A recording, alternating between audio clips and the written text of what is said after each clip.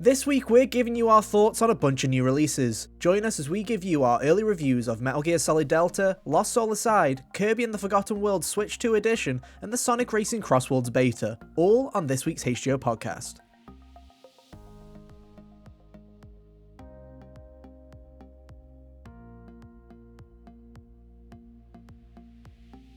Hey, how's it going everybody? Welcome back to another episode of the HGO podcast.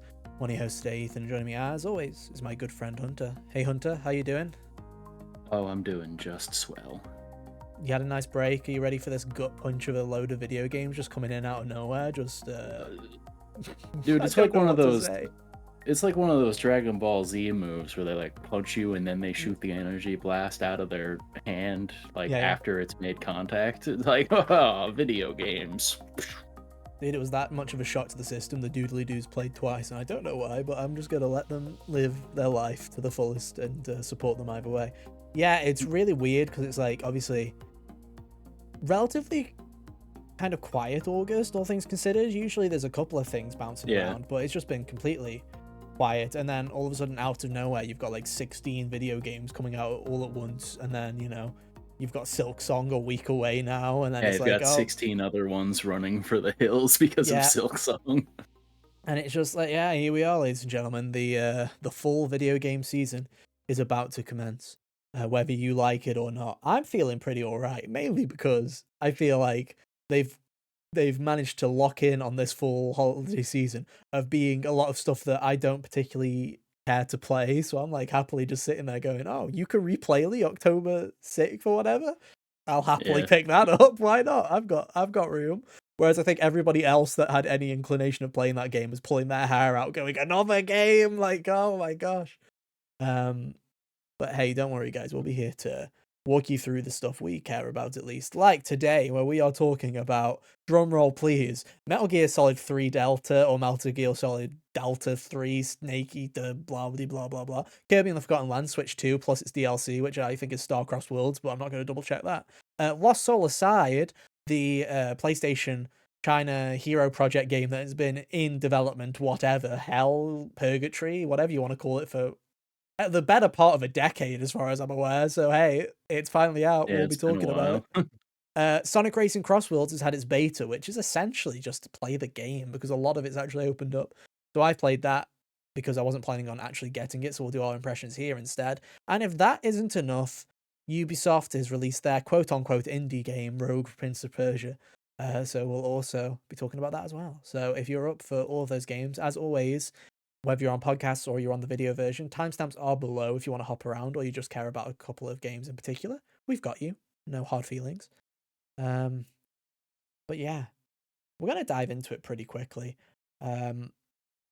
Obviously, as we get into the review season, there'll be reviews going up on the website as always.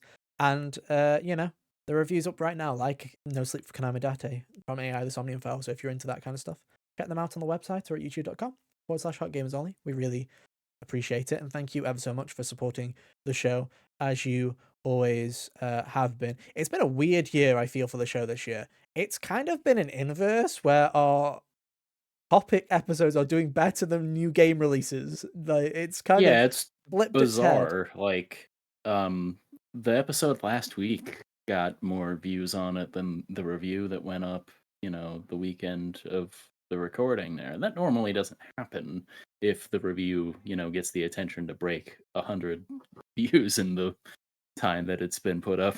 Which, I mean, to be fair, Konami Date was a bit of a later review, and also those reviews went up super early, so it's like sometimes it's a bit difficult to crack anything with that. But the fact that the topic episodes have essentially it's been fairly competent that the both on podcast services and on YouTube, that the random topic episodes that we've been doing have been doing significantly better this year. So much so that it seems to be working. I don't know what the YouTube algorithm's doing. I don't know what's happening with all that jazz, but thank you regardless for hanging out with us. I don't mind random topics. Cheaper for me. Yeah. I don't mind. Just let me know now if I don't have to buy Ghost of Yota, just let me know now. Save me the time. But no, we do appreciate it. So thank you everybody for hanging out with us each and every week. But yeah, let's get into it. We've got so many games to cover that I feel like it is just best to rip the band-aid off Hunter and just dive straight in. First things first, uh, is a remake. Can you believe it? We don't get many of those anymore, right? Yeah, the Yeah. 70th remake of the year, Metal Gear Solid Delta Snake Eater, a remake of the PS2 classic Metal Gear Solid 3, um, is a brand new, yeah, fully from the ground up Unreal Engine 5 remake of Metal Gear Solid 3, uh, which Konami is trying to resurrect all of its IP for some reason now. Now is the time to resurrect everything. And so far, so good. You had Silent Hill Yeah. 2 remake last year, did significantly better than everybody's expectations, I feel like. Yeah. I don't think before the game came out that I had like I was not aware of anyone who truly believed in it. Even in previews. Sorry, I Yeah. chose the wrong time to have a drink there. Left you kind of hanging. But even in previews, people were like, "I don't know, it's Bloober Team. Like this seems fine, but it's Bloober Team." So, yeah, to have it come out of nowhere and be a smash hit is great. Obviously, you've got Silent Hill F coming out in just is it a month's time? It's like it's not that far away. Yeah, it'd be the 25th of September is when that one comes out. So, you got more Silent Hill goodness there. You've got Metal Gear coming back with Delta, and I'm sure if Delta's a success, I'm sure they're probably going to remake another one, either 2 or 1 probably. But Yeah. yeah, it's a weird time. Where's Castlevania, dude? Where is it? It feels like the only one that's I'll missing get now at this you point. know, yeah, no kidding. Everything except for a new game is Konami's mantra with those, but I'll get to that while I'm talking about this. Hell yeah. So obviously you're playing this one, so you're the Metal Gear expert. Give everybody a quick rundown. What's your history of Metal Gear just before we start? Metal Gear Solid is one of my favorite series of all time. It's up there with Devil May Cry and Zelda as far as just the things that shaped my gaming tastes as a youngin', and it's carried forward to me liking anything that's just kind of out there and weird as an adult, I think, is Mhm. due to being exposed to the idiosyncrasies of Hideo Kojima as a kid. Yeah. So I played Metal Gear Solid 3, the original version, probably not right when it came out because that doesn't seem to line up in my memory quite right. But I played it when I was in like third grade or something to that effect and liked it as much as the other two at the time. Yeah, so obviously Metal Gear 3 was Metal Gear Solid 3 was the later PS2 release. Obviously you had Metal Gear Solid 2, which was very early on in the PlayStation 2's life. Yeah. Um Chronologically it's the first one. It is. It is the first one. Again, It's we can go impressive into how yeah. it's managed to he did so many like things in the intermediate time there that it's almost impressive that it stayed as like the origin point of the series for through all of those. Yeah, I know, right? It is kind of crazy. So obviously I don't know why Konami chose Metal Gear 3. I assume that is the reason Metal Gear Solid 3 is remade first, is just because A chronologically it's the combination of it being first chronologically and also it's a lot of people's favorite. mhm, Like between that between that one and the first game, which it is it is a little weird that you wouldn't start with the first game, but it it's is weird. whatever. Especially because I really hope they don't choose to go, Snake Eater remake now, all of the big boss games before they get to Solid Snakes stuff. That'd be weird and backwards way to experience the story, I think. I doubt it. I think they did 3 because, like you say, bit of a fan favorite, first chronologically. Um, Also probably an easier blueprint to follow. A lot of people will probably be looking at Metal Gear 1 and to get, well, okay, what are they I gonna do? Yeah, I think Um, you've got a point there actually. Something about like the openness of the jungle setting in this game, I feel like gives them the wiggle room to keep most of the level design without and still update the controls to be more mhm. modern without actually having to like change that much about it. But my assumption will be if and when this game is a success, which critically it has seems to be doing okay. Commercially, I'm sure it'll do fine.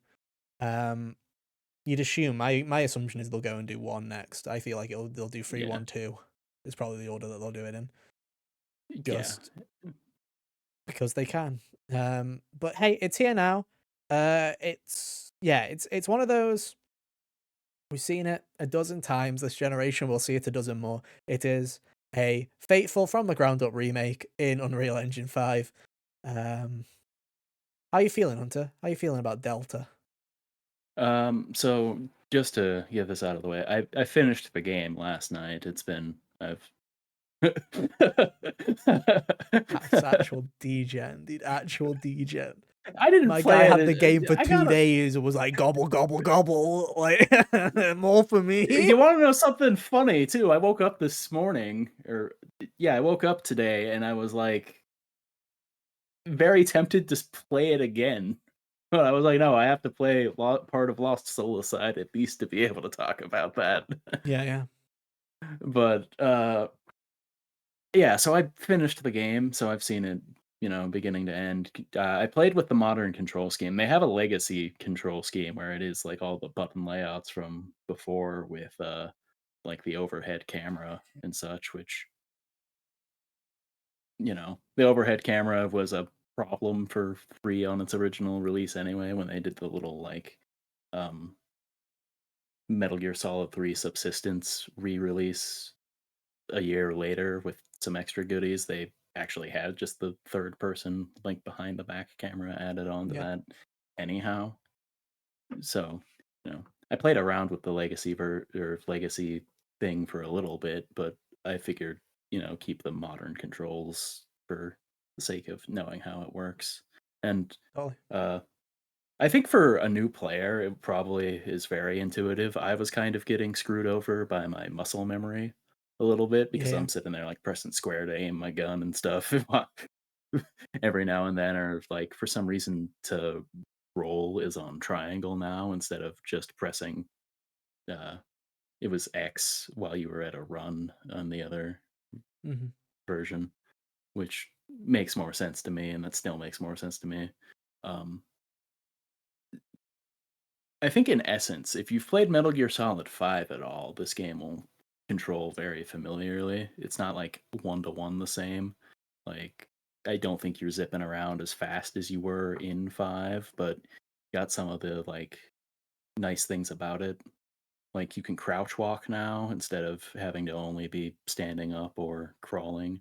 Mm. And yeah, aside from that, they've got some things to make some of the PS2 limitations less less of an issue. Like you don't have to pause and go into the menu to change your camouflage out every time. If you hold up on the D-pad, there's like a quick selection of the options that you've been trolling through, which is a good compromise between like Metal Gear Solid 4 had a suit that just changed for you if you Hmm. stayed on the ground for enough. I think this is a good compromise between that, but I still didn't care to utilize that very often. I just kind of rolled with the clothes I felt like wearing. Uh, but yeah, overall, I think it's really solid as far as it's as valid a way to play the game as I think the other version is. Like personally, I'd probably still play the old version more often just because, you know, that's how I'm used to it feeling. But I think this is still really good, all things considered. Yeah, it's one of those interesting ones where it.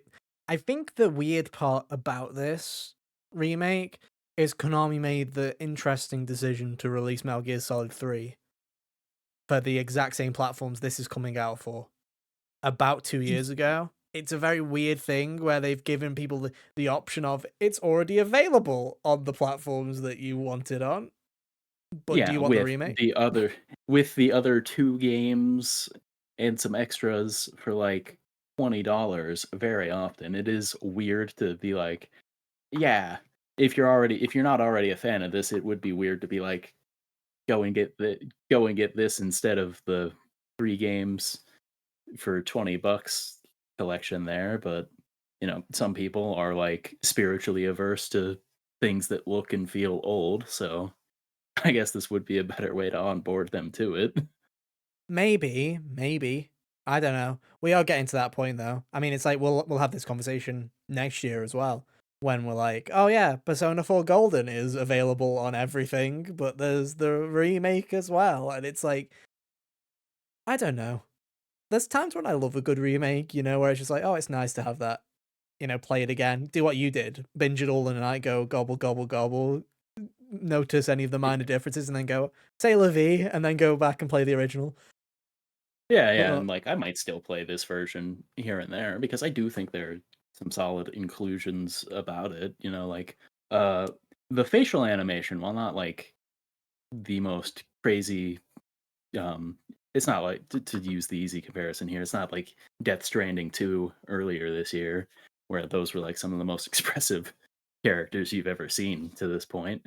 But it does allow for some expression in the way that, uh because one of the early things that seemed like it might be a problem on the, final release was in some of the trailers the lip movement looked a little off. mhm, Uh that was fixed by the time they got to the end here, I would say. And then, one of the things about, a PS2 game is that the faces can't really express while they speak. If they've got an expression, it kind of happens before and after the mouth movement, and then you can't really like have the finer details of that I think they pulled off really well in a lot of cases. I noticed it mostly towards the end when, the story started ramping into high gear. mhm. Mm, yeah. It's an interesting one, right? So yeah, as remakes go, it's very faithful. It's essentially a one-to-one remake of the game, right? Um, Yeah, like there's they to the point where the dialogue is all just most of it anyway is ripped from the original version. Uh there are a couple of new lines, mostly relevant to or relative to the new control scheme. They just like, Major Zero, record some lines about this for us, please. And then for some reason, they had to update the history of Godzilla with Paramedic, the lady who saves your game. Uh, when you save the game, she'll chat with Snake about movies that he's never watched, um, f- for a solid minute there, and she goes on to like say something about how 2024 would be Godzilla's 70th anniversary or something like that. I'm like, yeah, that wasn't what it was before. There's no way. yeah. Um, this compared to Silent Hill 2, Hunter, what do you think got the better treatment? Um, so it's interesting, right? Because I think Silent Hill 2 is more additive as far Mhm, as like it's hard for me to say because I would still probably more often play the original versions of both. mhm, yeah. But I do think that the remake of Silent Hill 2 is a bit more additive just in the way that like they managed to change James in some ways that I thought were positive.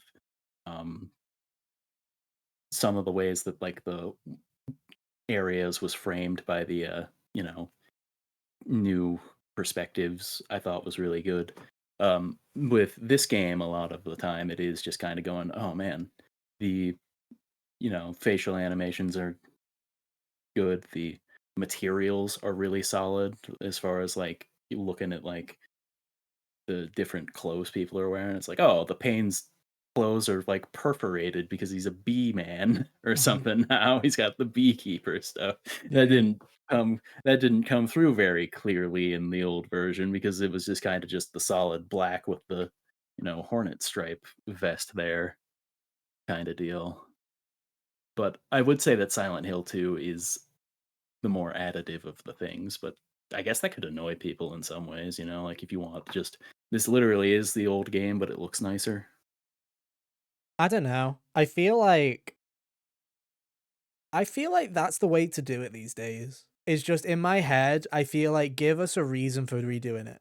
Like I feel like, Silent Hill 2, you've still got the original. Original's there. Go have a blast. It's like me with Crash Bandicoot. I go and play the original Crashes all the time. It's like I'm happy, like especially with Metal Gear. I think it's really cool that you have the old version on the same system, so you can go and play the original Metal Gear Solid 3 if you want to. Go and do so and have a great time. I think that's awesome. I think more publishers should be releasing their old games in a way that you can relive them on modern hardware. You don't have to, Yeah. I think there should just be. I think Activision should publish the original Crash and Spyro games just so they're there because Yeah, why that would not? be nice. Resident Evil's come through with the PlayStation Classics collection like stuff, so that's nice. They're originally there. But I'm like, if you're gonna do it, go all in. I feel like give us a reason, for better or for worse. You may take a risk and you may fall flat on your face, but it's like, it's like the fact that Resident Evil 2 and 3 remakes were for better or worse in three's case, drastically, Yeah, drastically changed differently. up there. And I'm just like, I feel like that's just the way to go these days, is especially with stuff like PS2 games. Like, I feel like we're at the point now where most PS2 games are pretty solid for the most part. You've still got a little bit of tank controls creeping around, but it's Yeah, here like and there. here or there, which could very easily be remedied.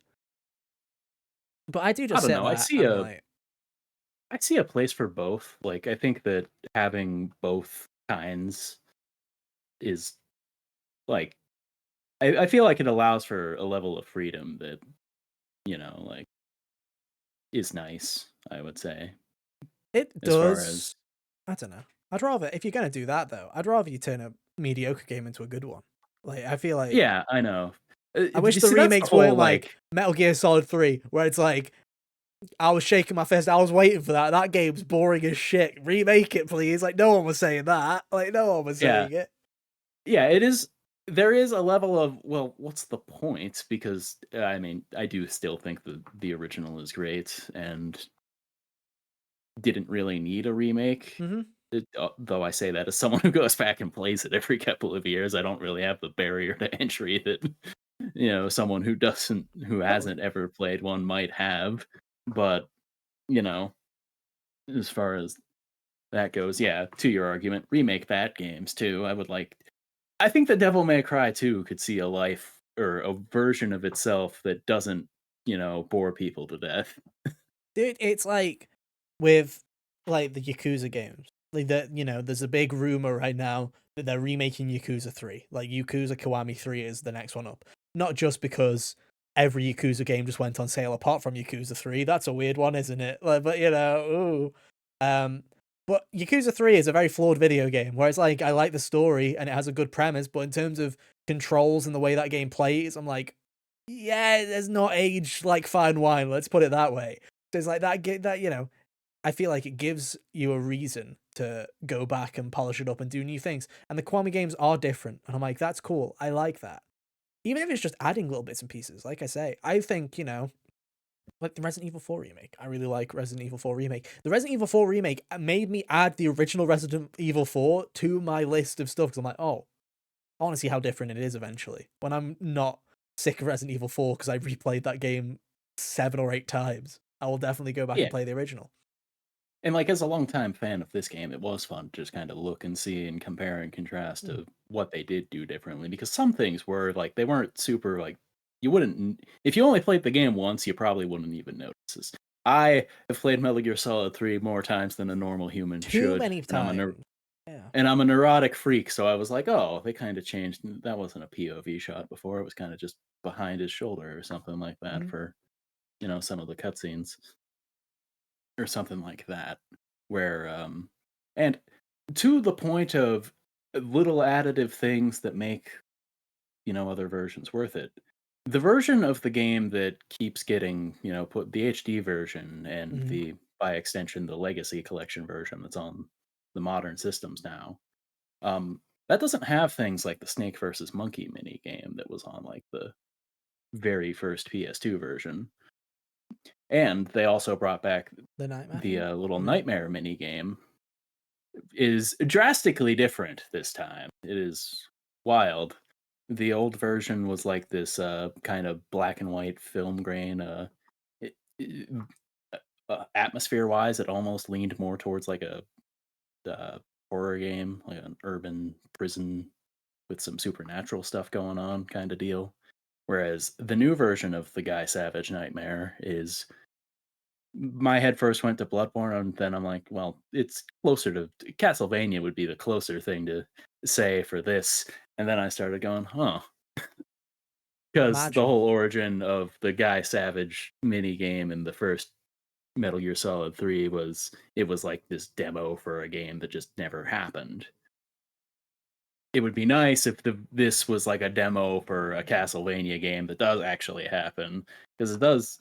Because like the whole even the lead up to the nightmare you paramedic tells you about, it's something relative to Dracula and whatnot, and then you know the whole theming around this one is like vampire lord comes out of a coffin and has this legions of people menacing you kind of deal.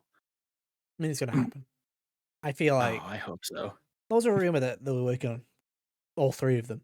So, and that's the only one that hasn't come to fruition. So, you've got to assume that it'll be coming in one way, shape, or form in the next year or so. You'd You know, the assume. thing that's whack about it too is like Castlevania is the one that they had other things happening for while Silent Hill and Metal Gear Solid were just cold, dormant, dead Mhm. to like 6 feet under. Castlevania was at least poking his head up, gasping for breath. Here's a PS1 collection, please. You know, like just take Yeah, something. Um, it'll for it'll like the happen. TV Yeah, show or whatnot. Like they had other things yeah. poking it around.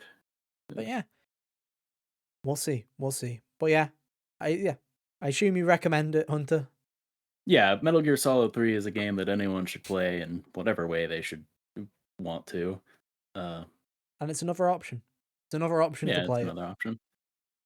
One thing it does really well, I would say, is the game, this version anyway, it like really, as far as like in the menus and stuff, when you're before you like actually load in, it does a good job of like encouraging replayability and stuff. It's got like all the there in the extras. You can go and be like, oh, look at the camo collection. This is what you missed, or you missed this one. You could go and find it, and so on and so forth.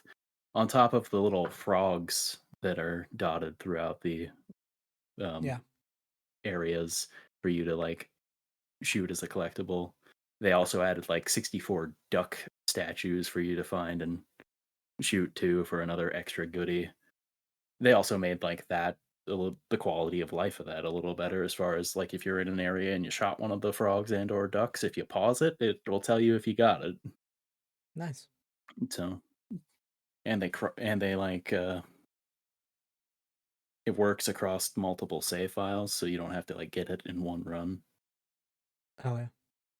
Yeah. So yeah, check it out if you're into it. Knock yourself out, dude. I'll get to Metal Gear one day, he says, knowing full well it'll take a while. Yeah. Listen, I'm still getting through Yakuza. It's like I can only one long fucking Japanese franchise at a time, mate. Can only do one. Dude, I think you could have got through at least the first three in the time it took you to play Yakuza. When was it, 5, 5 that you yeah. just finished? Yeah, yeah. Yeah. Potentially even 1, 2, well, there's no way for you to like easily play 4, I have a but PS3. Shut your mouth. I guess that's. I could boot it up if I felt so inclined. I think I own Metal Gear Solid 4 I was because gonna, yeah. As my soon as dad the played words it. left my mouth, I'm like, it's probably present somewhere in your house there, Probably. but um, dust it off Unless my the dad PS3. sold it, unless my dad sold it, I don't know. But I Yeah. should do. You'd think I would. Uh so yeah, who knows? Anyway, moving on. Next up, Kirby and the Forgotten Land, Nintendo Switch 2 edition plus Star-Crossed Worlds. Can you believe it? Nintendo is shitting out something else for Nintendo Switch 2. How are we feeling about Nintendo Switch 2, Hunter? How are we feeling, eh? I feel like the train just Um, keeps on chugging over in Nintendo. I don't know what it is, but I'm fully convinced, even if Metroid Prime comes out, Hunter, and it's the greatest game that's ever made in my life, this is no Switch 1 year one, you know what I mean? Like, this is just yeah. it feels like a filler year in some ways, where it's like, you've had your big two, you've had your Mario Kart, you've had a 3D platformer Donkey Kong. Now you sit here and you take Switch 2 editions of a load of games you do not care about, like Mario Jamboree and Kirby and the Forgotten Land. Which, to be fair, I hadn't played Kirby and the Forgotten Land. I've owned it for years. I just haven't played it. So I was like, this is a great opportunity to play through Kirby by giving Nintendo another $20 to have the right to play it in 1440p or whatever it is. So I was like, why not? So I've played probably the first 2 and a bit worlds of the main game and a little bit of the DLC. Because the way the DLC works is after you beat the first world, a big area kind of plops in the middle of the map, and it's like, you can go here and start the Star-Crossed Worlds DLC if you want. And I'm like, cool. That saves me a job. So, Yeah. yeah, if you weren't there in 2022, it's like Kirby and the Forgotten Land is Kirby's first 3D platformer essentially, where the biggest comparison, I don't know, Hunter. I didn't really check the coverage of Kirby and the Forgotten Land when it came out originally. But the Oh biggest yeah. comparison I kind of have is it feels a lot like Mario 3D Land for the Nintendo 3DS. That's kind of how it feels, where you've kind of got these worlds with the camera's not locked, but it's kind of locked, where it's like, you're going down these stages that are essentially 2D levels, but in 3D, like Crash Bandicoot kind of, where Yeah. you're going forward for a bit, you're going right for a bit, you're going, you're exploring around the area. It feels very 3D Land-esque. With a mix of Rayman, because there's a bunch of Waddle Dees in each level that you've got to collect. And it's like, oh, there's like 7 or 8 Waddle Dees in a level. Do different challenges in the level, you get the Waddle Dees, get out of there, they return to the village, move on to the next level. And it's a really comfy game. It's pretty good. Surprise to nobody. People really loved this game when it came out, and I'm playing it now, and I'm like, this is really charming. It kind of it has that kind of quality to it where I think it would work. It works excellently as a handheld game where you just play a level and go, "Oh, I had fun," and then put it down, and then come back a couple of hours later or the next day and play a level, and then go. It's got that pick up and play kind of aspect to it where it's not, a Mario Odyssey where people. Mario Odyssey to me is a terrible handheld game just because I feel like when I want to do something in Mario Odyssey, I want to commit to Mario or Donkey Kong Bonanza. I was like, oh, Donkey Kong Bonanza, this is going to be sick in handheld mode. And I just end up wanting to play Donkey Kong Bonanza for at least an hour or an hour and a Mhm. half. I don't want to sit there and play it for 20 minutes and put it down. No, I want to see what It's I want to do a whole very level. funny since like they, you know, amp up the collectibles to make it feel like you could play it for 20 minutes and accomplish something that felt substantial. Yeah, I don't know. I don't know about that. Maybe my ADHD levels are too high for me to think that collecting one banana that's dug in the dirt is a successful mission accomplished and then turn the game off. I'll be like, no, I need at least, if it's that easy to get a banana hunter, I need at least 14 of them before I feel accomplished in any way, shape, or form. I feel like getting 14 bananas in 20 minutes is possible. Maybe. I don't know. Anyway, these levels are, about 10 minutes, 15 minutes. Hop in, hop out. You'll probably miss one of the collectibles, so you go back in, and then, comfortably move on. And I think it's pretty charming. It plays pretty well for the most part. It is in the same way that other Kirby games are. It does a lot of the time feel like, you know, kids' first platformer, which is not a knock on it at all, because let's be real here, you need games like this are great because Yeah. you need that variety. Not every game needs to be like Super Meat Boy where you're sitting there Yeah. banging your head against the desk, right? It's very charming, but it's very simple. And as someone who has played God knows how many platformers in his life, too many to count, uh, I'm sitting there, I'm like, this is charming. I'm having a good enough time. It's not hooking me though. I'm not sitting there like going, oh, I'm having, it's no. I'm not Donkey Kong pilled where I'm like, I must keep playing Donkey Kong. Must punch everything. Yeah. I'm just like, oh, this is charming. And same for the DLC. The way the DLC works, if you're interested, is it basically adds 10 extra levels to the game. And Oh, there's usually about 5 levels in a world, so you're basically getting the equivalent of 2 worlds worth of content. Which is a bit of a pretty decent amount when you think about it. It's, I think in in the US it's like a $10 upgrade pack for a regular Switch 2 edition, 20 for the ones that have a little bit of DLC like Jamboree. So when you think about it, it's like $10 for the upgrade and then $10 for basically $1 a level. I'm like, I don't think that is yeah, that's not too badly absurd. priced. I think it's pretty reasonable, to be honest. And those levels are charming. So the whole gimmick is like this: a meteor is struck down, and these star-crossed gems have kind of infiltrated the levels. So they're kind of remixes of themes and levels that are in the main game, but they've got alternate paths, and they've got all these crystals coming out of them, and all these extra moves and abilities. There's like this one where you become a cog, where you can like climb up walls because you're kind of twisting up walls and stuff like that. There's a lot of fun little mechanics here and a lot of fun gimmicks. Obviously, the main gimmick of the game was mouthful mode, if you remember, where Kirby just kind of eats a Yeah. car, eats a fridge, eats a vending machine, and just becomes whatever you feel like it. And I think overall it works pretty well. As for Switch 2 editions go, I didn't play the Switch 1 edition of the game, so I can't tell you visually how much better it looks. This one didn't Breath of the Wild me, Hunter. I didn't No. boot this up and go, oh, it's a whole new game. This felt to me where I was like, oh, this is a Switch 1 game that's like in 1440p now. I'm like, oh, this is a nice looking Switch 1 game. And I think it does the job. I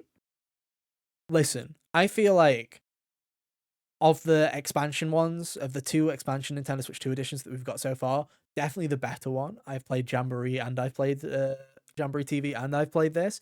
And Jamboree TV, I'm like, don't waste your money. Don't buy that shit. It is garbage. Jamboree isn't that good. Go play Super Mario Party where the real gamers play. Yeah, full agreement there. If you Sorry, didn't Mario Party hear, Superstars, whatever it's called. The middle child for the Switch generation. Whatever that one was. I think it was Mario oh Party yeah, Superstars, wasn't Super it? Mario Party was the first one. It was That's one with the beef Superstars. mini game, yeah, that we don't talk of. The steak mini game, the cubes.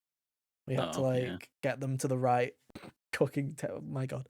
Um, but yeah, I think Kirby's fine. I think it's good. I think if you liked Kirby and the Forgotten Land and you were itching for another reason to play it, you've got, there's nothing bad here. The frame rate seems a lock to me as far as I'm aware, which is not a surprise because I'm sure the frame rate wasn't too terrible when the original game came out. But yeah, it's a good time. It's a fun time. You can't do anything. You can't go wrong with it. But also, if you've already played it, you've already played. That's the thing. It's like with these Switch 2 editions, they're great if you haven't played it before. If you're not, got around to the new Zelda games, then yeah, Godspeed. Play 2 of the best games of all time and the best way to play it. Hell yeah. yeah, If you're like us and you've already played those games multiple times, it's like, yeah. don't really have an inkling to do it. Really, like I don't have an itch to replay it. But I'll keep dabbling. I'll No. keep dabbling with it. I'm having enough fun with it. It's pretty good. I just wish they were coming out a bit. I think that I don't know. I feel like there should be more of these Switch 2 editions, and I think they should be coming out at a little, at a better pace than this. I feel like it kind of feels I feel like they're trying to. I think the error in strategy here is treating each of these upgrades like a big release. release. Is I feel silly The only ones because that should be treated like that are obviously the ones that simultaneously launched, like Pokemon and Metroid. Because yeah, fair enough. yeah, because it is a new game. They're Still. big brand new games. But yeah, I feel like these should be kind of supplementary. Is the word that I would use. Where it's like, oh, here's the August game, and here's a Switch 2 edition that's coming alongside that. Whereas they've kind of framed it as, oh, the big August game is Kirby, and I'm like, oh, Like Kirby was the big March game in 3 years ago. yeah. You can't fool me. It does kind of feel a bit weird. And, we were kind of sitting there going, oh, it's weird that they are treating Kirby as this big standalone release. And they didn't really do that with Mario Party because they kind of released it like a week or so after Donkey Kong. And the reason for that was because it was fucking garbage. That's why they were trying to hide that bugger. Yeah. Which they've also tried to do with Dragon Drive, and they've also, Switch 2 Welcome Tour. It's been a rocky roller coaster for Switch 2 so far, I feel. It's had its highs and lows. Hopefully, that September Direct and Metroid Prime 4's release date, that will still definitely be 2025. Cures those woes immediately. But for now, we'll just have to wait and see. Next up on our Whistle Stop tour of video games, Lost Soul Aside. I've seen some stuff about this game that has been cropping up all over the place. Um, Yeah, I saw a little bit of mild panic that, the day before it came out, there were still no reviews, and people are like, "What gives?" so all I've seen so far is obviously I know what we all know about it already. China Hero Project been in development for a long time. Finally releasing. The only other thing I've seen is obviously there's been a lot of talk about how the English dub of the game is, I don't know what's the nicest way to put it, not the greatest English dub that I've ever heard. It's not gonna win any awards, but I kinda like it. Do you know what it feels like? Do you know what it really feels like? It feels Yeah. like a PS2 dub. That's what it feels like, and I'm like, you know Yeah, what? For how like, long the there's game's a been in development, I kind of feel like it works. It does work a little bit, you know? I think there's a level of charm to it. There's been some characters where they go from, like, or the dynamic is basically the most overacted thing in the world or something that's relatively dry, Yeah, and there's, like, very little in between, and sometimes characters will be one for a minute and then the next for, um an because hour. something excites them, Yeah. you know? But I think there's a level of charm to it. Oh, There's not been anything that's been so bad that it's, been like, "Oh god, who approved this?"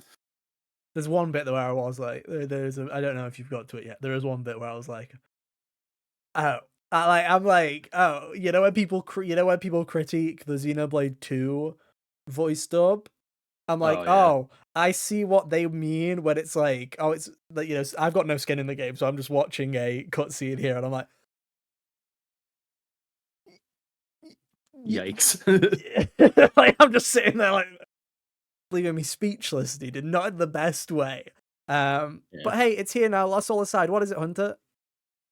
Lost Soul Aside is this, fast-paced action game that it very much seems inspired. This guy seems like he was sad that Final Fantasy Versus 13 got turned into Final Fantasy 15. Who It's wasn't? the best. Even Nomura's still sad about it, you Yeah, know? like, this guy might be the second most upset person about that. Yeah, it's fine. Did no one tell him that Kingdom Hearts 4 is on the way? Did he not figure that out? Because aesthetically, it looks a lot like the, original trailers for that did. Like, this guy looks like if Noctis wasn't a loser as far as the main character. I don't know about that. He still gives off a little bit of loser energy. A little bit. I think that haircut just doesn't save anybody, you know? I feel like it's like the anime emo haircut, and it's just like, I think I the don't main know. problem with this guy's hair is that, he looks like so he also has a ponytail, but it looks like it was, like, clipped on or He something. has a ponytail? Yeah, like, the haircut looks like it would exist the way it does with or Oh, without yeah. it. Like, it looks like it was just ki the ponytail feels like it was added in post. It also looks like Like with the way his hair separates, like here, like it from like a star there, it almost looks like his crown is in the front of his head, which is very weird as well. So I'm just like, this guy's got a lot going for him, dude. Let's just say it's a long appointment at the hairdressers for him at times, dude. It's a long one. Um, so yeah, it's a out of China. It's this very fast paced action game. Um, how are you finding it? um, so I've only got, like, a couple of hours in it so far. I'm not, like, Guys, he super only managed deep. to finish MGS Delta and play a couple of hours of this. You gotta give him a little bit of a break, okay? Yeah. So I've only got a couple hours into it, and fundamentally so far it's, sound, I would say. Like, got the basic light attack, heavy attack, square triangle business that most of these games have. Mixing them gets you different combos, or at least a couple of them. And you don't get like a whole second. Hunter is in the middle of a drag race. He'll be back shortly. You don't get a whole lot of like. There's not a lot of combo variety yet, as far as like pressing triangle in between the square combo just seems to launch things so far for you to go into an aerial combo. There hasn't been anything like pushing square 3 times and then triangle twice gives you some extra Zabada. Doesn't seem to be anything like Diggly that so do, yeah. far. Um, They've got the, witch time dodge if you time things right, and the parry as well for that kind of thing. Uh, and you've got like special abilities with like L2 and one of the face buttons seems to let you do something. I've only got square right now where you do a little special move with a extra oomph on it. Mm-hmm. But yeah, so far like the pace of the action is good. The prologue left me worried that the enemy variety was going to be lacking a little Mm-hmm. bit, where I'm like, I'm just fighting, a dozen of the same thing for them to spawn in a dozen more of the same thing, for them to spawn in six more of the same thing, plus a green guy that shoots projectiles at me. I was a little worried Mm-hmm. that it was going to get, but in the second area, we've got some extra guys, or we've got some new variety, so that's good. I hope the enemy variety numbers in more than two for the next area, You rather never know. than You'll have to find out. You'll just purple and green dude here.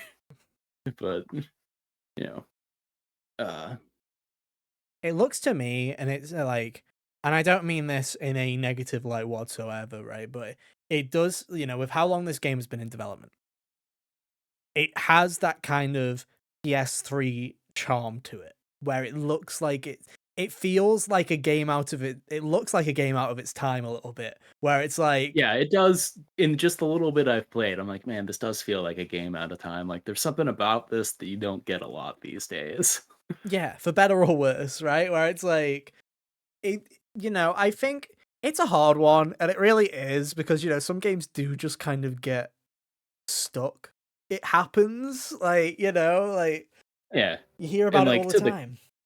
to the credit of this development, it's like it was one guy for a really long time, Mm. and then later on he got like additional support or whatever, rather than like it wasn't like they started with like Insomniac's personnel and took 8 to 9 years to make the game or whatever.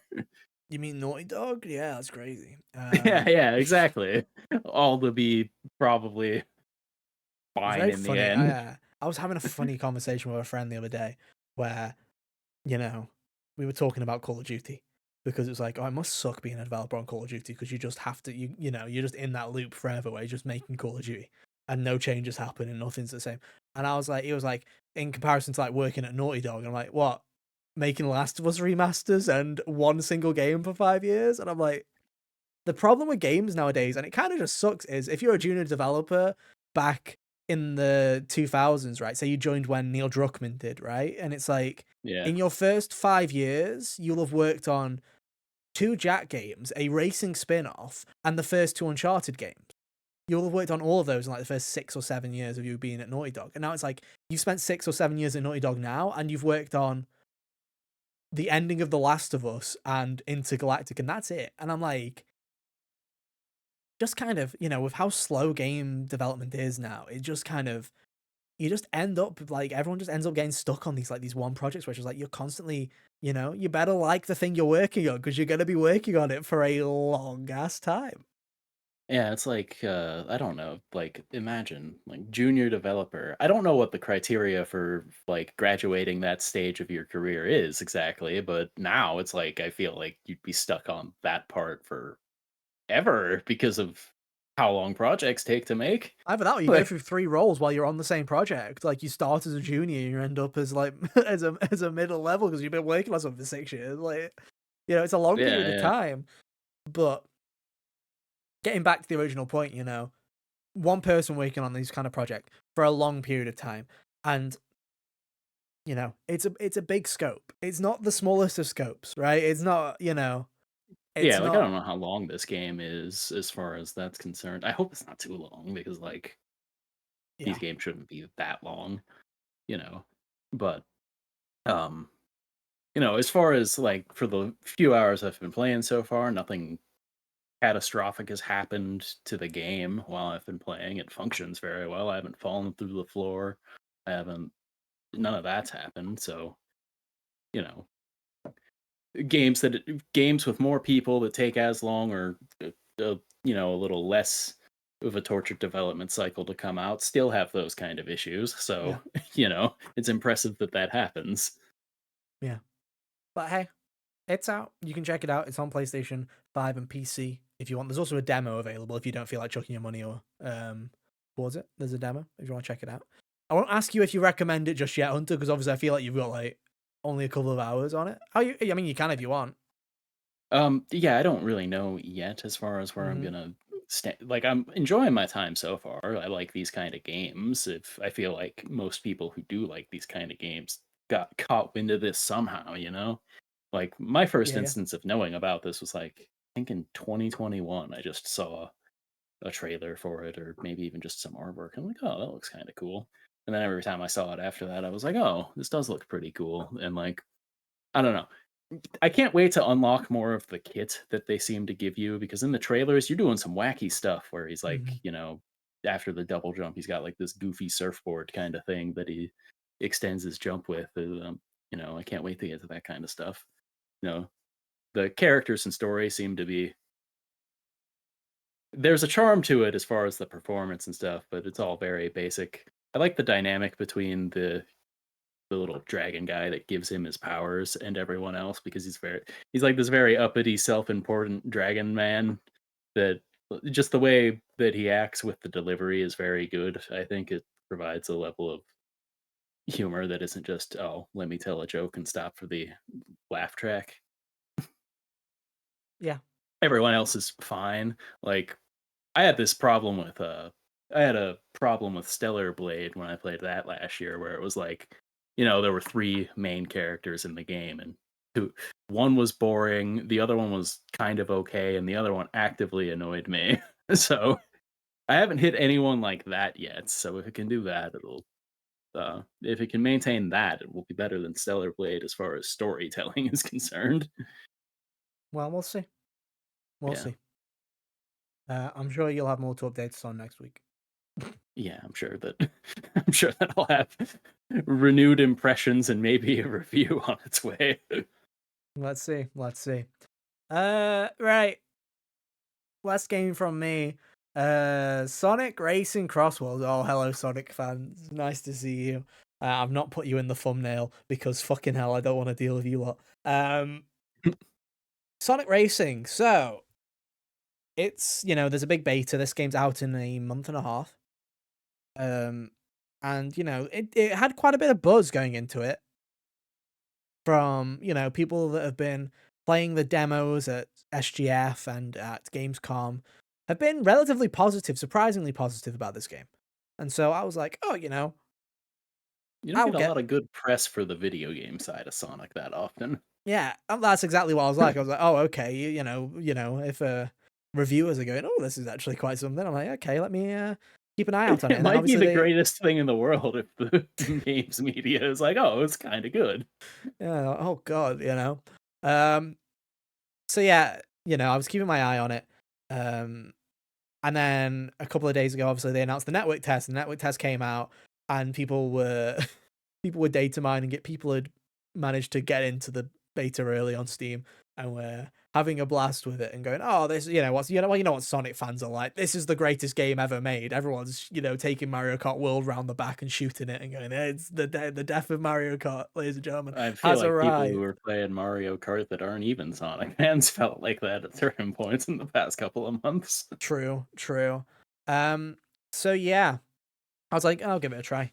So I waited till it went live because I didn't want to download it on Steam. I downloaded it on PS5 and gave it a go and played for about an hour or so. Enough. I played basically an offline Grand Prix because it forced me to, and then I played online for about 45 minutes an hour. Um, and I was to get some impressions. Um, I, to put some history onto it, I loved Sonic and All Stars Racing Transformed. I think that game, blah, blah, blah. Um, Sonic All Stars Racing Transforms, very good game. I like it quite a lot. Team Sonic Racing is not a very good game. I don't like that one at all. And as it comes to history of Sonic, I have no allegiance to Sonic in the slightest. The only Sonic game that I have ever played, still to this day, that isn't a racing game or the pinball game for the GBA, mainline Sonic game, is Sonic Heroes for the PS2, which I have a soft spot because I played it as a child. and that game's not very good, but when you're a child, it's pretty sick. And if they ever remake Sonic Heroes, I'll be back, baby. I'll be right there with you brain dead Sonic fans going, gimme, gimme, gimme, and buying it on day one and having a great time. So, you know, I was like, I'll hop in. And it's good. It is good, okay? Like, as racing games go, as Sonic games go, it's pretty okay. It still has those Sonic kind of tendencies that I think you either like or you don't. It has that really bad dialogue that, that I think the games are just, modern Sonic games have had for quite a while. The voice acting is very hit and miss as well, but you don't play these games for that kind of stuff. You don't really care about those kind of things. You really care about the gameplay, and the gameplay for what is there is pretty damn solid. It is essentially more akin to Mario Kart. The big gimmick about Crossworlds is in the middle of a race, you have the opportunity for in the middle of a lap to be sent to a different racetrack. And then you do a bit around there, and then you get shoved back into the main track. And it's a cool little gimmick, right? There's no load screens, there's nothing like that. You just fly through the portal and you're in there, and you carry on your merry way. The game feels relatively good to control. You have to get used to it. It is not Mario Kart. You have to get used to the controls, but the controls actually do feel pretty fluid, and they feel pretty good. The items are pretty fun. You've got these core unlockables where you basically create a class where you can have different attributes. So you can have 3 item slots instead of 2, or you can spawn with 3 mushrooms at the start of the race instead of nothing, or you can have a monster truck at the start, which you want to do if you're the most toxic person ever, because you just turn into a monster truck, run everybody over at the start of the race, and then you get a nice little start. It'd be like starting with a bullet bill or something. Yeah, but like a bullet bill, except you can control it a lot. You can control it, and you can just basically choose to run everybody over. It's quite funny. Oh, that's hysterical. Yeah. There's a bit more skill to it as well with the drifting, because if you bounce off any of the walls while you're drifting, you lose coins because you bounce off and you lose a couple of coins. There's a lot of little gameplay tweaks and additions that they made here where I'm like, oh, it's no CTR. It doesn't feel like, in terms of kart races, I feel like you've got CTR on one end, which is highly skilled, and then you've got Mario Kart on the other end, which is highly luck based. Yeah. I still feel like this game is in the middle. It's not as bullshit luck based as, Mario Kart. I feel like you still need to get, you need to be better on the controls and have a better grasp of the gameplay loop, because you can build those classes and all of that jazz. But at the same time, it's not CTR. You're still going to get bullshitted by a monster truck coming at you at 30 miles an hour and running you over. Yeah. You're still going to have those moments. I got it straight away. There's this rival system in the offline, which is kind of cool, which Mario Kart's done forever, right? You do a GP and you notice that one of the AIs is always gunning in second place and is coming for your ass. This game does it in more of a way where it's like, yeah, that's your rival, and they're just gunning to beat you every single time. So they'll try and obliterate you and try and gun you down. And at first I was like, oh yeah, it's a nice little, visual piece. Nothing's actually going to come at it.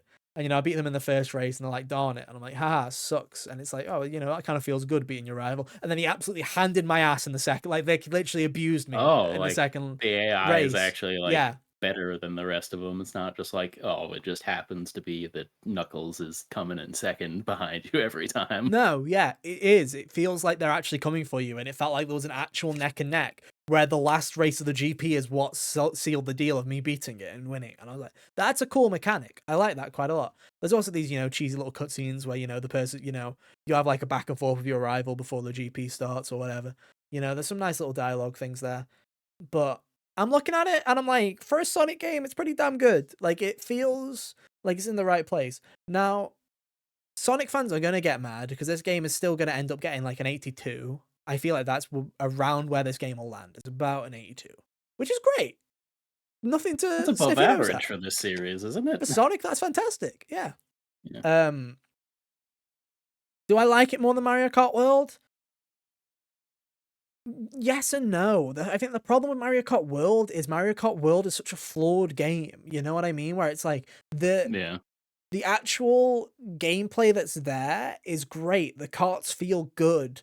There's nothing wrong with that. It's just the online systems and some of Everything the design surrounding it's decisions around it. annoying. It's just annoying. Whereas this game gives you what you want, which is lap-based karting. And that's great. And it's good. And I like it. But I'm also not a Sonic fan. So I'm not sitting there going, oh my god, it's this place from whatever it is. I'm sure all the tracks are references, and I have no clue what any of these references are. The only one that I got Yeah. was, oh, this is the casino from in Sonic Heroes, which is probably in another game as well. But I was like, oh, it's playing like the Sonic Heroes music. So I was like, oh, cool. I know where I am. That's pretty sick. But again, I feel like, it's good, and there's a lot to like. It's fully cross-play across all platforms. All platforms can play together, and I think that's great for a kart racer because it just increases the pool of people that are going to be online. I feel like there's a Yeah. lot of good stuff here. I just don't feel like Sonic fans should get excited thinking that it's going to like be reviewed particularly better than other Sonic games. I think it's going to do better than most, but I still feel you're like in the same way where we joke that, Nintendo games often have a arbitrary 5 or 10 points added to them. I feel like this is gonna, even if it's the greatest kart racer you've ever seen, I think it's still gonna sit at around an 81, an 82. That's probably where I'd stick it from what I played. It's still good though. I had a good enough time. Not enough to buy it, but yeah. The problem with Sonic games as well is they go on sale so quickly. It's hard to say, yeah, buy that on launch because you know that before Christmas Hunter, it's going to be like 30% off at least. Oh yeah. Kind of tough, but it's good. I liked it. I might pick it up later down the road and see what it's like, see what the DLC is like. It's interesting that they're doing a lot of DLC, They're doing some weird collaborations, some with Sega IP, Oh like yeah, just as Hatsune far as Miku, like the Joker, roster in this game is kind of wild in general. It looks made up in a lot of SpongeBob, ways. Like Patrick, Teenage Mutant Ninja Turtles, like Blast all those Airbender, fake Smash Brothers rosters Minecraft. that you would see back in like the back in the day where it'd be like, in between like Brawl and Smash 4, I feel like people would just make fake stuff like that all the time where you got like, the classics like Goku and stuff. Yeah, It feels like that. it does. But I like it. It's good. It's better than most kart racers. I just think people who are sitting there going, it's up there, guys. It's up there with CTR and it's up there with, like it's better than Mario Kart. I'm sitting there and I'm going, let's get the full game. Let's get the full game. Let's see what's actually there to offer. What's the replayability like? Let's get to Yeah, that. how much does it compel you to keep going back and all that, Is or the how crack much? there? Is the Mario Kart crack there? Because that's the thing with Mario Kart is the reason that I don't like Mario Kart World as much is because the crack isn't there. Like Mario Kart 8 had it, Mario Kart Wii had it, Mario Kart 7, all the Mario Karts that before it had online had it. That kind of dopamine rush of one more, one more, one more, one more. And this game I played like 5 matches and I was like, I've had my fill. It's good though. Like, I'm good. Maybe if I was a massive Sonic fan, I was like, oh my god, I can play as Charmy B or whatever his name is. Yeah. Like maybe that's when the crack would start onto, but I'm not a Sonic fan, so Yeah.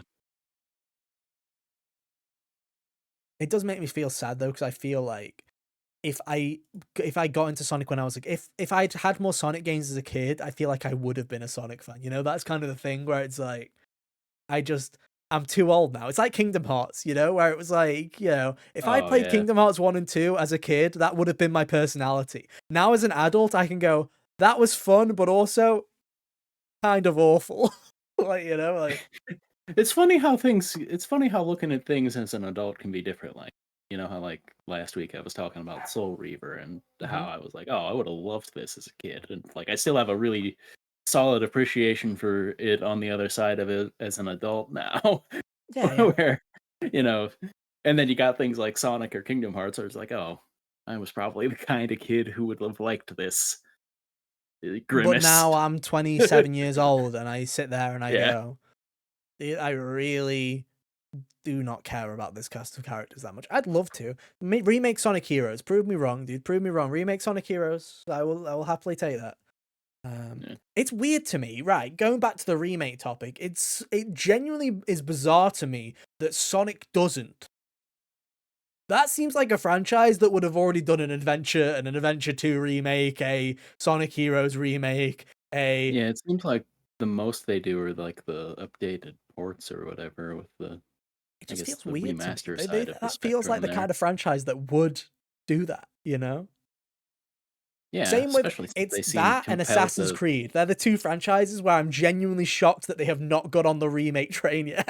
Because It is very strange that Assassin's Creed remake is, only a rumor at this point because and it's Black Ubisoft is the Flag. It's kind. not even Assassin's Creed Yeah, 1. Oh yeah. yeah. Bizarre. It is like Ubisoft is the kind of company that seems like they would have hopped on this train back when Resident Evil 2 kind of uh, started the Yeah. adventure 100%. as far It's as very like weird. the modern remake hoopla that's been Totally. going on. Totally. But alas, maybe one day. Maybe one day I'll get that Sonic Heroes and Assassin's Creed 1 remake in the same week, and I'll be like, wow, 8-year-old Ethan thriving right now. He's just having the time of his life. Maybe one day I'll get the Prince of Persia: Sands of Time remake. Speaking of Prince of Persia, Rogue Indie Game of Destiny, the Rogue Prince of Persia finally came out, ladies and gentlemen. It's been a weird one because this game has been in early access for God knows how long. It's been a It's been in while, early right? access for a year because it was Lost Crown came out at the beginning of last year, and fans of the Prince of Persia were like, "Oh, finally, it's something." And it was Yeah, pretty darn good. I thought Lost Crown was a good time. Very people seem solid to like it. Metroidvania there. Yeah, yeah. And all 10 people who bought it, sadly, but um, Hey, I could put my hand up. I did not buy it. I'm sorry, I did not buy it. dude, it was disappointing to see the numbers. I was like, oh, it was real good. I wish more people played it. And then they killed the studio. it's one of those things, isn't it? I hate Yeah. it. I hate. It's like why people get their expectations up for Metroid Prime 4. When we were having these discussions of it should be a launch game, and I'm like, dude, I wish Metroid was as big as you would love it to be, but it just isn't. The fact that Yeah. Hollow Knight Silk Song, once the Hollow Knight Silk Song comes out, It's the probably Hollow going to Knight and Hollow Knight outsell. Silk Song sales together will make it the biggest Metroidvania franchise. Yeah. Bigger than Metroid and Castlevania, the two franchises that are decades old and are the name Named of the the genre. franchise. Yeah, name of Yeah. the genre.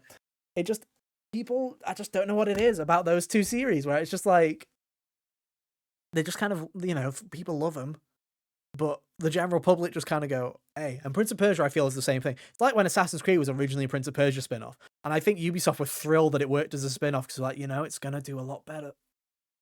Yeah. But hey, the Rogue Prince of Persia is here, which Yeah, it went is, into 1.0 a couple weeks ago, and I thought it was, yeah. would you It's believe it, ladies a and gentlemen? It's a roguelite. Another one. Who asked? Right, I'm in that era, Hunter. I'm in my roguelite hating era now where I'm like, give me Saros, everyone else, fuck off. Like, genuinely, like, don't need it. You know what I mean? Where it's like, Hades 2, I'll make an exception for you because, we love Hades in this household. But it's just like, yeah, it's that to be fair, that is like the best one. So if they want to make another one, by all means, it'd be like telling but Final I just, Fantasy or Persona to stop with the RPGs. yeah, true.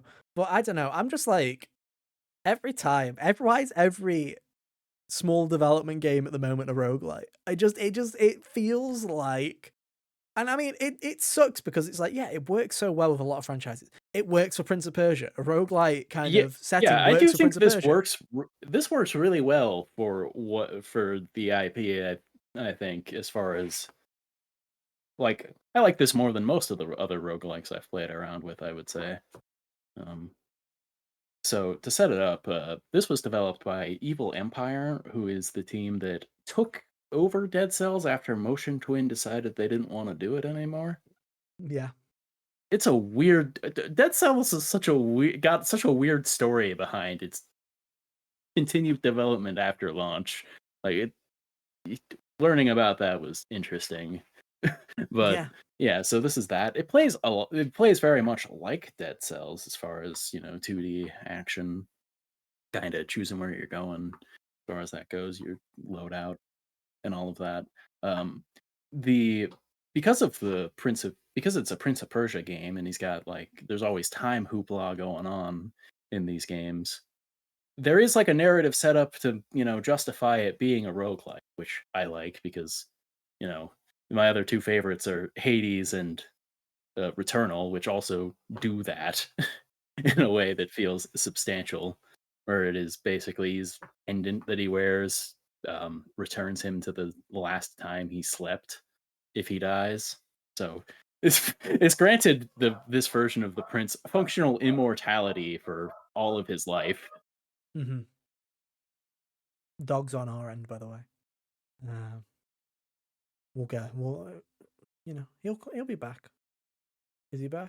Here But we go. but yeah, it's been fun. Or yeah, I managed to get through a run of this game before Metal Gear came out. Like I started playing it after I beat Soul Reaver last week and managed to get through one already. I might go back. I might not. I don't know. It was compelling enough to play. Like it had the let me try that one more time kind of thing to it. It Hmm. is tuned more towards the easy side, I would say. Like it only Oh, took really? me 8 attempts. I mean, it only took me 9 for Hades. Yeah. Not to brag. Yeah. Not to brag. And Ethan beat Returnal without realizing that you could die. Am I right, fellow gamers? Hell yeah. yeah, it only took me like 8 attempts, and a lot of that was like a couple of times. A couple of those were just like, oh, took a couple of hits that I didn't really. Yeah. A couple of those were me just kind of like, I don't care if I win this time anyway, kind of deal. But they do a good job at introducing variety into it pretty quickly on, as far as um, you're not just going through the same four areas to get to the end kind of deal, and you've got more than just like you only there are, I believe it was like 5 levels and then 3 bosses for each run, where you'll do Hmm. 2 levels, a boss, and then 2 more levels, a boss, and then the final palace level and the final boss. But as far as the intermediate stuff there, you can kinda choose where you're going. It doesn't have to like, you can start with the village and then go to, like, the docks or something route rather than you don't always have to do the same thing, the same route every time, which I thought was nice. It let me pick and choose which ones like, oh, I'm gonna what's that? I keep getting or the couple of times I died, it was at this water garden area. They show me a level that I can an alternative route here. I'm like, oh, I will take this since the other place keeps killing me, kind of Yeah. deal. Or if you go and like fight if you fight like one of the first options, one of the options for your first boss, it will make one of the areas you can go to later a little easier. Or like fighting water guy in the bathhouse will make the one of the kind of persistent irritations in the dock level go away, and thus you can explore at your leisure more often. Um, but yeah, as far as like general game feel, it's very similar to Dead Cells if you played that. The basic like square combos and hold it down for a special attack. Uh Triangle, he does this cool little kick thing that'll kick people into other enemies or environmental hazards. I don't know why I lost the term there for a second. Um you got like the dash and stuff. The parkour, the way they implemented parkour in this game is kind of cool. Where Hmm. if you hit L2, he'll like actually like run up the wall and stuff in Oh, a nice. way that, like, you know, oftentimes in 2D games like this, the background feels like the background, except for the specific objects that are, Yeah, yeah. present with you. Where this is, he will literally just run on a wall if it's there if you press the button Oh, for as nice. long as you can. It was really cool. I'm like, oh man, that's neat. But yeah, Very Prince of uh, Persia. yeah, all of the I feel like they did a good job at making this game true to the series in a way while still giving it a new avenue to go down. uh, who knows if we'll see how much we'll see like continued support for this or series in general after they get the. I don't know. Ubisoft might just cancel that Sands of Time remake. I'm not sure. I don't know. It's like one of those things where it's like they've put so much money into it. Where it's like, what do you do in this situation? Because like the last I heard, if I remember correctly, was it was supposed to be out by the end of either this financial year or next financial year. So it's like, I feel like that's been the story for the past couple of years, well, though. Is like the 2 years ago, it got problem? cancelled in it, and they restarted development or something like that. So Yeah. it's a weird one. I don't know really. It's like Beyond Good and Evil 2, where it's just like I feel like the Sands of Time remake is a bit more at least we saw tangible. like Yeah. something. Yeah, Beyond Good and Evil 2 isn't gonna come out. No, I feel like it feels like, I don't know. It just feels like something's iffy about it, and not in the way of, oh, the development's wrong. I just feel like, is there some kind of tax reason or whatever, that the reason that hasn't been cancelled? Like, because that feels like it has been cancelled. They just don't want to talk about it. Like, it feels Yeah, like like there's a reason behind it. what was the Skull and Bones is something that, you know, I feel like only came out because of government contracts with Singapore or whatever it Yeah. was Is there a government instead of contract with Beyond Good and Evil 2? Like, what have they done? Like, what did they do to get yeah. money for that game? Um, but it's weird. But yeah, hopefully. I mean, that's the thing, is Sands of Time. As remakes go, I don't feel like Sands of Time should have been that hard of a remake to make. That's the thing that's bizarre, right? Like it Not that seems long like of it a would have game been either. It's like, yeah, like it's weird that it would take so long or it just doesn't make sense. What went wrong? I want to know. Or for they'll, they'll, they'll curiosity. there will one day 100% be you know, an article, a Jason Schreier article, a whatever article of what happened with Sands of Time. Because it definitely wasn't just people didn't like the art style. Yeah, yeah, like it looked because it seemed like at a more fundamental level something was going wrong. Yeah. Um. Okay. So yeah. Apparently. Apparently. Yeah. Apparently, Prince of Persia still has a 2026 release date. Attached to it, Really? and in its current financial outlook, April 1st, 2025 to March 31st, 2026. The company mentioned that games to be released in this period are Anno 117, Pax Romana, Prince of Persia, the Sands of Time remake, and the Division Resurgence. So that they have specifically said that it should be here before April 2026. I do not believe it. I feel like we would have seen it at least at Gamescom by now. I feel like that's something that Yeah, that's the thing that's whack. Like, if that's gonna come out, Ubisoft isn't one to just not promote things if they're gonna imminently release. maybe it got pushed in the same way that Assassin's Creed Black Flag got pushed, because Yeah. delays meant it's ended up, because we were supposed to get Black Flag around October, November this year. So it was like, maybe it has just been pushed out because they were like, oh, well,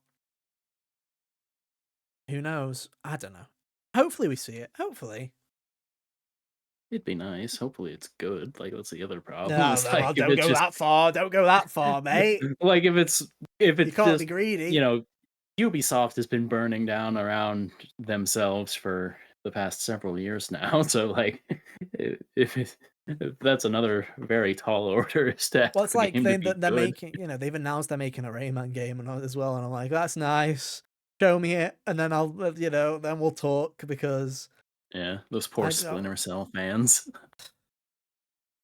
What I'll say to Splinter Cell fans is, I'm sorry. Did you get Rayman Legends? No. Did you get one of the greatest 2D platforms ever made? No. Sit down. That's well, yeah, but that's the confusing thing is like I would have remade you a Splinter know, Cell game before Prince of Persia. I will say that much, but yeah, it would that's have just me. especially because, in the time that Metal Gear Solid went away in 2015 to now, what took its place? Metal Gear Solid came back to take its place. Yeah, just a quick respite. It's fine. Mhm. Don't worry about it. Yeah, it's weird. Like in that time, it was like, oh, a new Splinter Cell or a Splinter Cell remake or something. Everyone was saying that ever since, and they just didn't do it. It's That's the new weird, Silk song, dude. That's the new and Silk that's song. like, yeah, Is and that's like Splinter Cell. I had been saying that PlayStation should bring back a siphon filter for similar reasons. Just an open spot in the market, and like to be clear, not at all discounting Hitman and its success and its existence, but that's a different thing in a way. Metal Gear Yeah, Solid's more of a better. roller coaster. Hitman's a playground. Hell yeah. I mean, you got James Bond. I assume James Bond will be more of a roller coaster. We'll Yeah, see. probably. We'll see. We'll see. Anyway, there you go, ladies and gentlemen. That's 5 video games that we've played that all came out roughly within the last week. What did you think of any of them? Have you played any of them? Or are you still waiting out for Hollow Knight Silk Song, which is unironically out this week as of this video going out? That's Uh, true. it's coming out, ladies and gentlemen. It's going to apparently be $20. People are shocked by that. I'm not. I don't know why. I was guessing that's what it was going to be. Am I weird for thinking that Silk Song was going to be $20? Like, I thought that was I where it think was going I, to land. I I was leaning more towards maybe 25, The but classic, the yeah, indie classic. Links on screen right now, yeah. by the way. It's like I didn't know for sure. I'm like, they could have done, they could have gotten away with 30. You know what? Fuck it. We play it twice. If we made the mistake at the start, we all make this mistake at the end as well. There you go. Yeah, like I think Silksong could have got away with 30 if they wanted to, but it They doesn't could have seem got like away they. with 40. They would have sold that thing anyway. Dude, I feel Um, like they could release it at the good old the previous full price 60, and they'd probably still get an unnatural amount of people throwing down for it. oh, that game's gonna sell like. Do I even dare put a guess on it? I think that game's gonna sell 3 million copies, dude. Within like the first month would be my guess. Yeah, what's Hollow Knight 1's number right now? 15 15. million? Yeah. I think They'll 3 catch million. that pretty quickly, Actually, wasn't I Persona think. like Persona 3 got like 1 million in 7 days? So I'm like, okay, yeah, maybe it will be like 3 million in a week or something like that, ridiculous like that, because it's Yeah, yeah. everywhere, It'll be right? So yeah, it's probably gonna be something like Yeah, that. because like even Hollow Knight, when Silksong got its date, like Hollow Knight got a spike in people just playing it. Well, Then, it's currently got the most concurrent plays it's ever had on Steam. yeah, It's like 50,000 people or something ridiculous who are all playing Hollow Knight right now, trying to catch up. Um, that's hilarious that the myth of this game is just boosted. It worked out for them in more ways than one. There, it like genuinely, it's the best advertising they could ever have. Which is what we've been saying on this podcast ever since we were like, come back like 2 weeks before it's done, like a month or so before it's done, and then just say it's coming out in a month, and then sayonara, and then there you go. That's exactly what they did, and it's working out yeah, a treat for them. So yeah, next week, Hollow Knight Silk Song. Join us for the game that everybody will be talking about. So you've got you know, you've got a surplus of random people on the internet to hear their opinions of Hollow Knight Silk Song. But hey, if you want to hear ours, you know where to find us. Probably also catch up on whatever else has been happening as well. It's a weird yeah. one, that's for sure. But hey, it's almost time, ladies and gentlemen. It's almost time. Silk Song, which is just flipping mental, dude. That's absolutely mental. We knew it would It's happen one day. hilarious. We knew it would happen, but it's like, it just doesn't feel real. It just doesn't.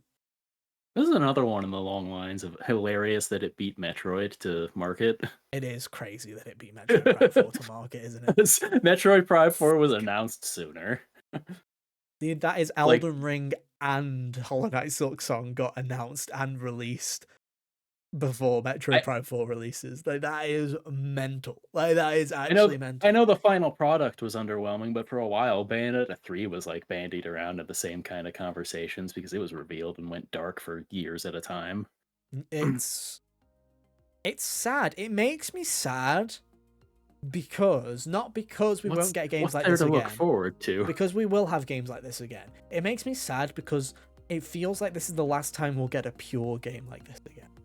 Where the hype around it feels like this. Same with Elden Ring, where it's like, now, yeah, you'll 100% there'll be a game where you hear about it and then 8 years later it comes out, because that's normal development for a load of random fucking video games now. Yeah. The purity of this is just, it's never going to be recaptured. And I can guarantee there'll be a bunch of indie games that try. And, you know, I'm just like... Almost, yeah, not only just try as in, like, we hope people like it and it's going to take a while, but try as in, like, probably engineer it in such a way to... and then also very much fail, I imagine, because things that try to engineer something like this always fall on their face. You know what I'm saying right now, until, you know, this is what they do. They drop Silksong next week. We're having, you know, great time. The world is healing. The week after that, Nintendo Direct. What's announced? Hades 2 1.0 launch. And then it's just like, there you go, baby. There you go. They're all coming out. Shotgun shell them out, dude. And in that same Direct, Metroid Prime 4 release date. And you're like, oh, well, there you go then. Jackpot. Jackpot. They're all here. Oh, Sakurai comes out. Everybody's here, dude. And then there you go. Just, what a time to be alive, ladies and gentlemen. What a time to be alive. Anyway, let's wrap it up there. Thank you ever so much, guys, for hanging out with us this week. It's been a bit of a long one, especially for a new games episode, but we hope you enjoyed it. Join us for Silksong next week and whatever else we can come up with. But until then, have an awesome week. And yeah, we'll see you next time. Bye. Toodaloo.